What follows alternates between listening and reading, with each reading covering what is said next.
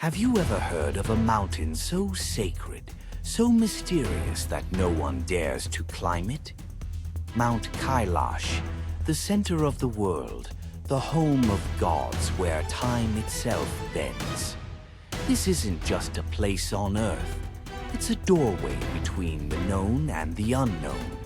In the summer of 2025, three childhood friends met again after years apart. Ethan, a history professor from Boston, Lucas, a filmmaker from Los Angeles, and Maya, a fearless mountaineer from Colorado. Their laughter over coffee soon turned into a daring idea. What if we climb Mount Kailash? Ethan leaned forward, eyes glowing with fascination. Every ancient civilization spoke of Kailash, he said.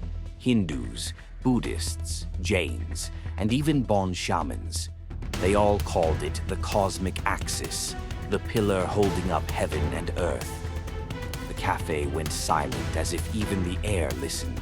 Lucas imagined the story through his camera lens. "Imagine it," he said, his hands waving with excitement.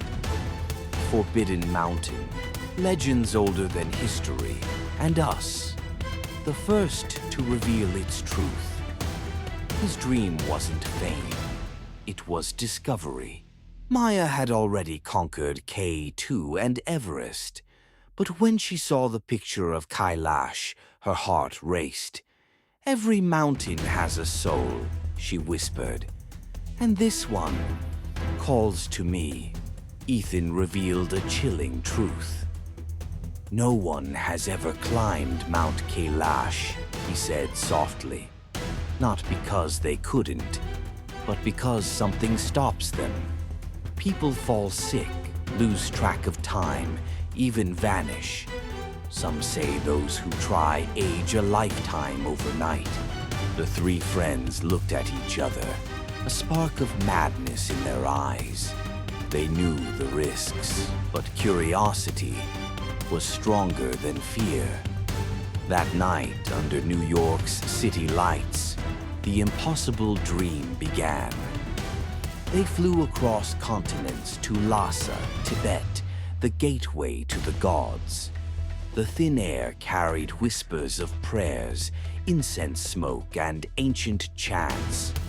Locals warned them, "You can walk around Kailash, but never climb it. The mountain chooses who may approach." The friends crossed vast plains in a rugged jeep, yaks grazing, golden light dancing on frozen rivers.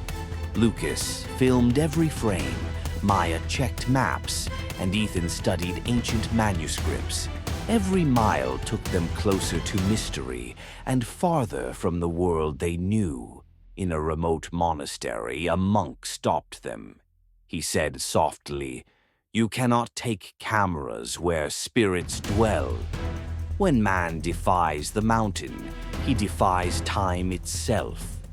Ethan bowed in respect, but the journey had already chosen them. Hundreds of pilgrims walked barefoot around Kailash, spinning prayer wheels and chanting mantras. Lucas captured their devotion, but felt something strange. When he reviewed the footage, some faces blurred, as if time refused to be filmed. Campfire stories told of Soviet climbers who vanished in 1985. Their camp was found untouched, food still warm, tents unbroken. But they were gone. Rumor said they turned to dust as time folded in an instant. They camped beside Lake Manasarovar, a mirror of stars. That night, Lucas woke to see glowing ripples on still water. Ethan spotted Sanskrit letters shimmering beneath the surface, and Maya heard distant chanting, though no one was there. When Lucas reviewed his footage, strange distortions appeared. Symbols flashed across the screen, then vanished. It was as if the lake itself didn't want to be recorded. The next morning, a group of elderly pilgrims approached them.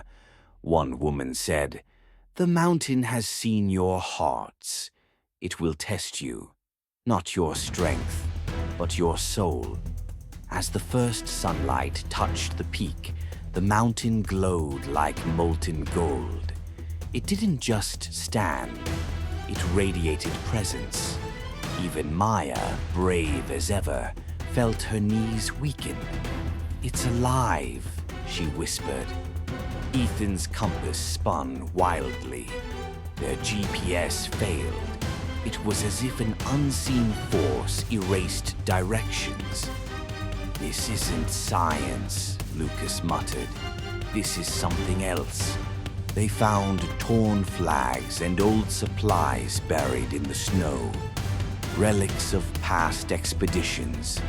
Ethan touched a frozen notebook.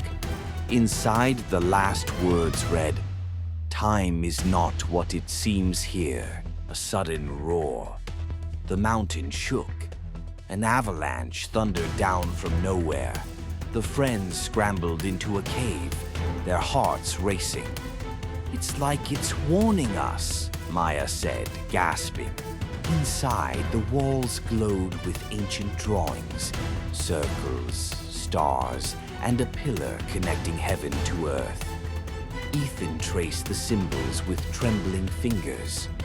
This is Mount Meru," he said. "The cosmic axis, the link between worlds."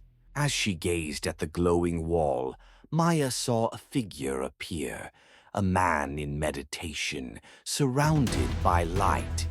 It was Lord Shiva, and in his silent gaze, she felt both peace and warning. Outside, a lightning storm erupted. Clouds circled the peak unnaturally. Every flash revealed strange shapes, monks, warriors, ancient pilgrims, flickering in and out of existence. Lucas shouted against the wind, his voice cracking. "The mountain doesn't want us here." Tears mixed with snow on his face, but Maya placed a hand on his shoulder. "Maybe it doesn't want to be conquered," she said softly. "Only understood." They climbed through blinding snow, each step heavier than the last. Time seemed to stretch. Minutes felt like days. Ethan whispered ancient prayers. Lucas carried the camera close to his heart, and Maya led them onward through white silence. At last, the clouds parted. The summit stood before them, glowing, silent, divine. They didn't cheer, they didn't speak, they simply knelt, because no one could stand before eternity. A beam of light rose from the peak, stretching into the stars. And for a moment, the world paused. No sound, no wind, only the heartbeat of the universe. When they awoke the next morning, they were back near the base. Their cameras worked again, but the footage showed nothing of the summit, only light, endless, pure light. They returned to New York, changed forever. The world asked for proof. But how can you prove a miracle? Some journeys, Ethan said, are meant to be felt, not filmed. Years later, the three friends remained close, bound by something beyond time. Whenever they looked at the stars, they remembered the silence at the top of the world, the place where eternity touches Earth. Mount Kailash still stands, untouched, unclaimed, and undefeated. Perhaps it waits not for those who climb, but for those who listen. We did it! We actually made it to the top of Mount Kailash. Wow, I can't believe this. The impossible has become possible. What an incredible moment. Pure magic. Oh my God, this is beyond words.